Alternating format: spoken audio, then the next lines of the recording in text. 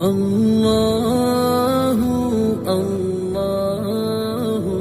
اللہ اللہ اللہ اللہ اللہ۔ آج کا سبق سورہ حشر کی آیت نمبر 11 سے ہے۔ اعوذ باللہ من الشیطان الرجیم، بسم اللہ الرحمن الرحیم۔ ألم تر إلى الذين نافقوا يقولون لإخوانهم الذين كفروا من أهل الكتاب لئن أخرجتم لنخرجن معكم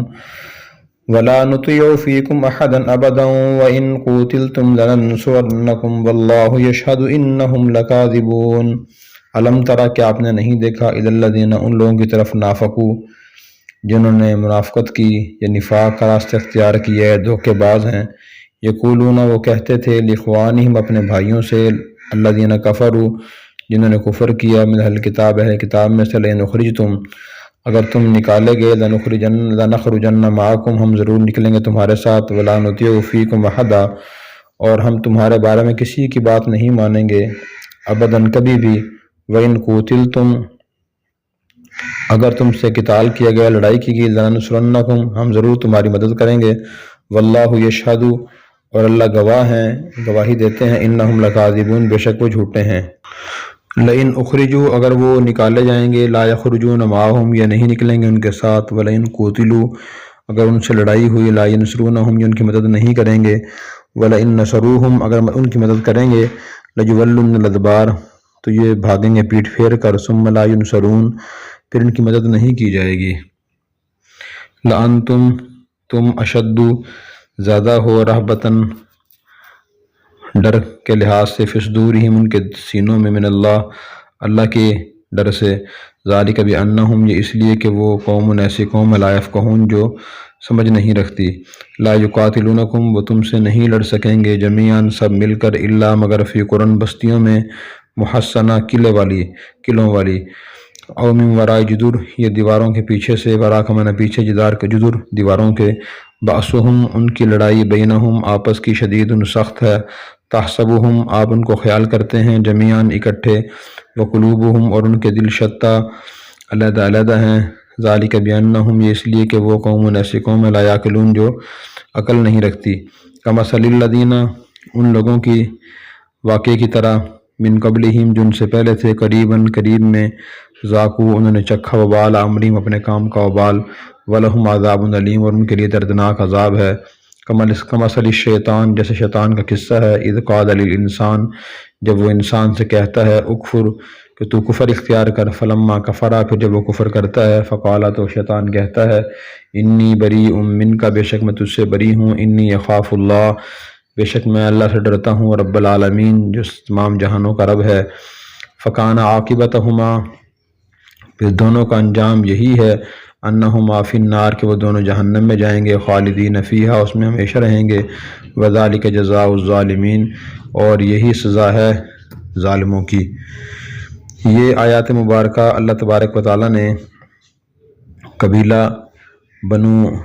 نذیر کے بارے میں نازل فرمائی ہے، اور اللہ نے فرمایا کہ ان منافقوں کو اپنے نہیں دیکھا، جنہوں نے اپنے بھائیوں اہل کتاب کافروں سے کہا تھا۔ اس کا مطلب یہ ہے کہ جب نبی کریم صلی اللہ علیہ وسلم نے بنو نذیر قبیلے کے خلاف کارروائی کرنے کا ارادہ فرمایا، تو عبداللہ بن ابی، جو منافقوں کے سردار تھے، انہوں نے اور دوسرے منافقوں نے ان سے کہا کہ آپ پریشان نہ ہوں، ہم آپ کے ساتھ ہیں، اگر یہ آپ کو مسلمان آپ کو مدینہ سے نکلنے میں مجبور کریں گے تو ہم تمہارے ساتھ نکلیں گے، اور ہم تمہارے بارے میں کسی کی بات نہیں مانیں گے،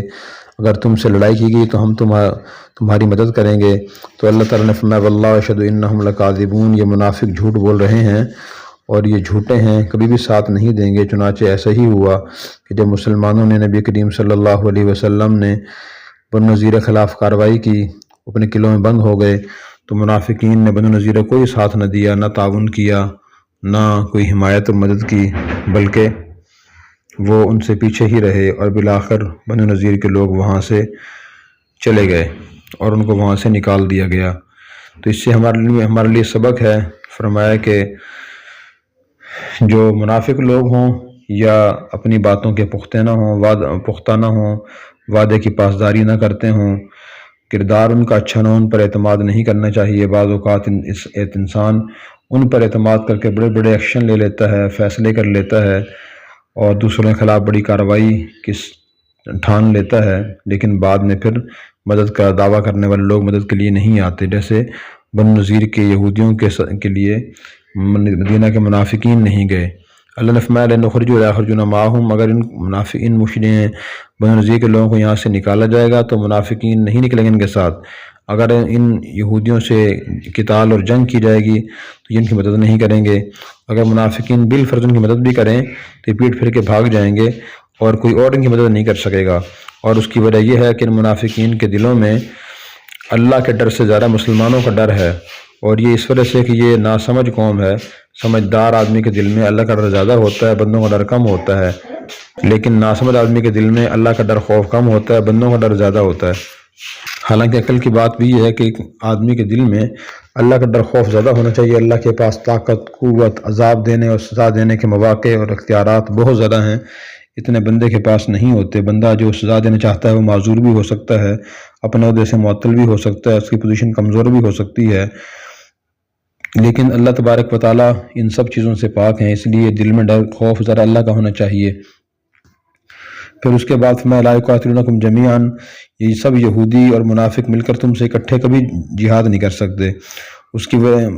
اگر کریں بھی تو یہ قلعوں بند ہو کر کریں گے یا دیواروں کے پیچھے سے کریں گے، اس لیے کہ یہ بزدل قوم ہے۔ بأسہم بینہم شدید، ان کی آپس کی دشمنیاں، آپس کی نفرتیں بڑی سخت ہیں، آپس کی لڑائیاں بڑی سخت ہیں۔ چنانچہ جو یہودیوں کے قبائل تھے، بنو نذیر، بنو قینقاع، بنو قریظہ، ان کی آپس کی لڑائیاں بڑی سخت تھی، آپس میں اتفاق اور اتحاد نہیں تھا۔ تحسبهم جمیعا وقلوبهم شتیٰ، اللہ تعالیٰ نے فرمایا کہ آپ ان یہودیوں کو اور کافروں کو خیال کرتے ہیں کہ یہ آپس میں اکٹھے ہیں، اکٹھے بظاہر اکٹھے ہیں لیکن دل ان کے ملے ہوئے نہیں ہیں، اور یہ اس وجہ سے کہ یہ ایسی قوم ہے جو عقل نہیں رکھتی۔ اس سے معلوم ہوا کہ آپس کی آپس کا یہ لڑائی، آپس کا جھگڑا، یہ بیوقوفی کی علامت ہے، اور سمجھداری کی بات یہ ہے کہ انسان آپس میں اتفاق اور اتحاد پیدا کرنے کی کوشش کرے۔ اور یہ بات بھی سامنے آئی کہ جتنے بھی غیر مسلم ہوتے ہیں وہ آپس میں اکٹھے نہیں ہوتے۔ بعض لوگ کہہ دیتے ہیں کہ کفار میں بڑا اتفاق ہے اور فلاں باطل مسلک کے مذہب کے لوگوں میں بڑا اتفاق آپس میں، اکثر ایسا نہیں ہوتا۔ جو جتنا بڑا باطل اور غلط اور جھوٹ ہے ان میں اتنی ہی نا اتفاقیاں، بد اخلاقیاں زیادہ ہوتی ہیں۔ جو جتنا قرآن و سنت کے اور دین اسلام کے، اللہ رسول کی تعلیمات قریب ہوتا ہے، ان میں نا اتفاقیاں ہوتی ہیں، لیکن ان سے کم ہوتی ہیں جو کفار میں ہوتی ہیں۔ قرآن کریم میں اللہ نے خود یہودیوں کے بارے میں فرمایا وَأَلْقَيْنَا بَيْنَهُمُ الْعَدَاوَةَ وَالْبَغْضَاءَ إِلَىٰ يَوْمِ الْقِيَامَةِ، ہم نے ان کے دلوں میں قیامت تک کے لیے عداوت اور دشمنی اور بغض ڈال دیا ہے، آپس میں بغض بہت زیادہ ہے۔ اور یہاں فرمایا کہ تحسبهم قلوبا تحسبهم جمیعا وقلوبهم شتیٰ، آپ ان کو اکٹھے شمار کرتے ہیں کہ ایک سمجھتے ہیں اکٹھے ہیں، یہ ان کے دل آپس میں ایک نہیں ہیں، اور دل آپس میں ایک ہوتے ہیں آپ اچھے اخلاق کی وجہ سے، اچھے گمان کی وجہ سے، ہمدردی خیر خواہی کے جذبات کی وجہ سے، اور نرمی عاجزی کی وجہ سے۔ جہاں تکبر ہوگا اور خود غرضی ہوگی، اور جہاں اسی طرح خلوص نہ ہوگا تو وہاں نا اتفاقیاں زیادہ ہوں گی۔ میں کمثل الذین من قبلہم قریبا ذاقوا، ان قبیلہ بنو نذیر کے لوگوں کی مثال ان لوگوں جیسی ہے جن قریب ان سے گزرے ہیں، اپنے کام کا وبال انہوں نے چکھ لیا، ان کے لیے دردناک عذاب ہے۔ اس سے مراد کون ہے؟ بعض مفسرین حضرت عبداللہ بن عباس رضی اللہ عنہما نے فرمایا اس مراد قبیلہ بنو قینقاع یہودی قبیلہ مراد ہے، اور مجاہد رحمۃ اللہ علیہ نے فرمایا کہ اس سے مراد اہل بدر ہیں، یعنی مشرکین بدر اس سے مراد ہیں کہ بدر میں وہ لوگ جنگ کے لیے آئے تھے اور انہیں انتہائی بری شکست ہوئی، 70 سردار ان کے مارے گئے تھے، 70 گرفتار ہوئے تھے، تو بڑی انہیں پریشانی ہوئی تھی۔ تو اللہ نے فرمایا بنو نذیر کا انجام بھی یہی ہوگا، اور اسی طرح جیسے بنو قینقاع کا انجام ہوا ہے، انہوں نے بھی اپنے معاہدوں کی خلاف ورزی کی تھی، پھر نبی کریم صلی اللہ علیہ وسلم نے ان کو بھی یہاں سے جلاوطن فرما دیا تھا۔ بنو قینقاع کو بھی آپ نے اس لیے جلاوطن فرمایا تھا کہ نبی کریم صلی اللہ علیہ وسلم جب مدینہ شریف لائے تو آپ نے جتنے بھی یہودی قبائل سب سے صلح فرمائی تھی، ایک معاہدہ فرمایا تھا۔ ان کی شرائط میں یہ بھی داخل تھا، میں سے کوئی بھی رسول اللہ صلی اللہ علیہ وسلم مسلمانوں کے خلاف کسی مخالف کی مدد نہیں کرے گا، اور معاہدہ کرنے والوں بنو قینقاع بھی شامل تھا، مگر اس نے چند مہینوں کے بعد ہی اپنی وعدے خلاف ورزی کی۔ غزوہ بدر کے موقع پر مشرکین کے ساتھ خفیہ سازش اور امداد کے واقعات ان کے سامنے آئے، تو پھر اللہ تعالیٰ نے حضور کو فرمایا تھا اما تخافن من قوم خیانۃ فانبذ الیہم علی سواء، اگر معاہدہ اور صلح کرنے کے بعد کسی قومی خیانت کا آپ کو خطرہ ہو تو آپ ان کا معاہدہ صلح ختم کر سکتے ہیں۔ چنانچہ بنو قینقاع نے وعدہ خلافی کی، معاہدہ توڑ دیا تو حضور نے خلاف اعلان جنگ فرمایا اور علم جہاد حمزہ رضی اللہ عنہ کو عطا فرمایا، اور مدینہ طیبہ میں اپنا خلیفہ اور اپنا نائب ابو لبابہ رضی اللہ عنہ کو بنایا، اور آپ صلی اللہ علیہ وسلم خود تشریف لے گئے۔ یہ لوگ مسلمانوں کا لشکر دے کر قلعوں میں بند ہو گئے، اور رسول اللہ صلی اللہ علیہ وسلم نے صحابہ کرام نے قلعوں کا محاصرہ کر لیا۔ 15 دن کے بعد یہ لوگ باہر نکلے اور انہوں نے کہا کہ جی ہمارے بارے میں رسول اللہ صلی اللہ علیہ وسلم جو فیصلہ فرمایا اس پر ہم راضی ہیں۔ تو آپ ان کے بارے میں بھی فیصلہ فرمانے ہی والے تھے کہ مردوں کو قتل کر دیا جائے، لیکن عبداللہ بن ابی رئیس المنافقین حضور کے پاس آئے اور بہت زیادہ اصرار کیا کہ یا رسول اللہ ان کو معاف کر دیا جائے اور ان کو چھوڑ دیا جائے، درگزر کر دیا جائے۔ آپ صلی اللہ علیہ وسلم نے پھر یہ فیصلہ فرمایا کہ لوگ بستی خالی کر کے جلاوطنی اختیار کریں، یہاں سے چلے جائیں، اور ان کے اموال مسلمانوں کے مال غنیمت ہوں گے۔ اس کے بعد پھر لوگ مدینہ سے نکل کر ملک شام کے علاقہ ضروعات میں چلے گئے، اور ان کے اموال کو رسول اللہ صلی اللہ علیہ وسلم نے مجاہدین میں تقسیم فرما دیا، اور 5واں حصہ بیت المال میں رکھ دیا، اور 4 حصے تقسیم فرما دیے۔ تو اللہ تعالیٰ بنو نذیر کو ان کا حوالہ دے رہے ہیں کہ دیکھیں جیسے وہ لوگ یہاں سے چلے گئے اور منافقین نے ان کی امداد نہ کی، تم بھی ایسا نہیں کر سکو گے۔ پھر اس کے بعد میں کمثل الذین کمثل الشیطان اذ قال للانسان اکفر، اور ان منافقین کی جو بنو نذیر کو مدد کا وعدہ دلا رہے ہیں مثال شیطان جیسی ہے۔ شیطان سب سے پہلے انسان کے پیچھے لگتا ہے اور وسوسہ دل میں ڈالتا ہے، پوری کوشش کرتا ہے کہ انسان ایک گناہ کرے، پھر دوسرا گناہ، پھر تیسرا گناہ کرے۔ جب انسان مسلسل گناہ کرتا رہتا ہے، خدا نخواستہ اگر وہ کافر ہو جائے تو پھر شیطان اس کا ساتھ چھوڑ دیتا ہے کہ میں نے جو کام تم سے کرانا تھا وہ کرا لیا ہے، اور اس مشکل وقت میں تمہارا میں کوئی ساتھ نہیں دے سکتا۔ غزوہ بدر میں بھی ایسے ہی ہوا کہ شیطان سراقہ بن مالک کی شکل میں مشرکین مکہ کے پاس آیا اور آ کر کہا کہ تم مجھ سے یہ خطرہ محسوس کرتے ہو کہ میں تمہارے جانے کے بعد مکہ والوں پہ حملہ کر دوں گا، ایسا نہیں ہوگا، میں تمہارے ساتھ جاؤں گا، میں تمہیں افراد بھی دوں گا، ہتھیار بھی دوں گا، مکمل تمہارا تعاون کروں گا۔ وہ شیطان آیا تھا۔ جب بعد میں مشرکین مکہ وہاں سے میدان بدر میں پہنچے تو شیطان لشکر لے کر ساتھ گیا، لیکن وہاں سے جب دیکھا کہ فرشتے اتر رہے ہیں تو واپس آ گیا۔ تو شیطان کی یہ صورتحال ہوتی ہے۔ اللہ تعالی ہمیں اس کے کرتوتوں سے بچائے اور اس کے وسوسوں کو سمجھنے کی توفیق عطا فرمائے کہ انسان ایک شیطان گناہ کراتا ہے، پھر اسے کہتا ہے کہ آپ دوسرا گناہ کر لیں، پہلا گناہ ٹھیک ہو جائے گا، پھر دوسرا گناہ کرواتا ہے، پھر تیسرا گناہ کہتا ہے کہ آپ یہ کر لیں، پچھلی دونوں غلطیاں آپ کی درست ہو جائیں گی۔ اس طرح انسان کو مسلسل وہ گناہوں میں پھنساتا رہتا ہے۔ مفسرین نے اس کی تفسیر میں ایک واقعہ بھی لکھا ہے کہ بنی اسرائیل میں ایک بہت بڑا عبادت گزار تھا، راہب تھا، 70 سال اس نے عبادت کی، اور 10 دن کے بعد ایک روزہ چھوڑتا تھا۔ ہمیشہ روزہ رکھتا تھا، یعنی 10 دن روزہ، اس کے بعد ایک دن روزہ چھوڑتا تھا۔ تو شیطان اس کو گمراہ کرنے سے بہت تھک گیا۔ اس نے پھر اپنے کارندوں میں اعلان کیا کہ بتائیں کون اسے گمراہ کرے گا۔ تو اس کا ایک کارندہ اٹھا، اس نے کہا جی میں اسے گمراہ کروں گا۔ لمبا تفصیلی واقعہ، خلاصہ یہ ہوا کہ شیطان نے اس سے ذرا بظاہر عبادت گزار سے ذرا عبادت کی، اور پھر بالآخر اور اسے کچھ دعائیں سکھائی جن میں کوئی کفری شرکیہ کلمات تھے، اور پھر سکھا کر یہ کہا کہ جو بھی شخص آپ کے پاس بیمار آئے آپ اسے یہ پڑھ کر دم کریں گے تو وہ ٹھیک ہو جایا کرے گا۔ پھر اس کے بعد وہ شیطان وہاں سے گیا اور خود لوگوں کو پریشان کرتا، تنگ کرتا، لوگوں میں مسلط ہو جاتا، اور پھر لوگوں کی شکل میں، طبیب کی شکل میں آ جاتا، انسانی شکل میں، اور کہتا کہ فلاں عبادت گزار کے پاس جائیں، وہ دم کریں گے تو ٹھیک ہو جائیں گے۔ چنانچہ وہ بھیج دیتے تھے اس عبادت گزار راہب کے پاس، اور راہب وہ پڑھ کر دم کرتا تو وہ ٹھیک ہو جاتے تھے۔ اسی طرح ایک لڑکی تھی بہت خوبصورت، شیطان نے اس پر بھی اسی طرح حملہ کیا، اسے پریشان کیا، پھر انسانی شکل میں اس کے بھائیوں سے کہا کہ فلاں عبادت گزار کے پاس لے جائیں اور اس سے دم کرائیں، ٹھیک ہو جائے گی۔ وہ مسلسل جاتے آتے رہے، اور بالآخر پھر وہ عبادت گزار اس لڑکی کے حسن پر فریفتہ ہوا اور اس سے بدکاری کی، اور پھر اس کو دفن کیا، حمل ٹھہرا، پھر دفن کیا، اور پھر شیطان نے اس عابد سے کہا کہ آپ اسے برائی کر لیں، بعد میں توبہ استغفار کر لینا۔ اس نے برائی کرتا رہا، جب حمل ٹھہرا پھر اس کے بعد کہا کہ اب تو کوئی رسوائی ہوگی، اس کو قتل کرے کہیں دفن کر دیں تاکہ آپ کا گناہ چھپ سکے۔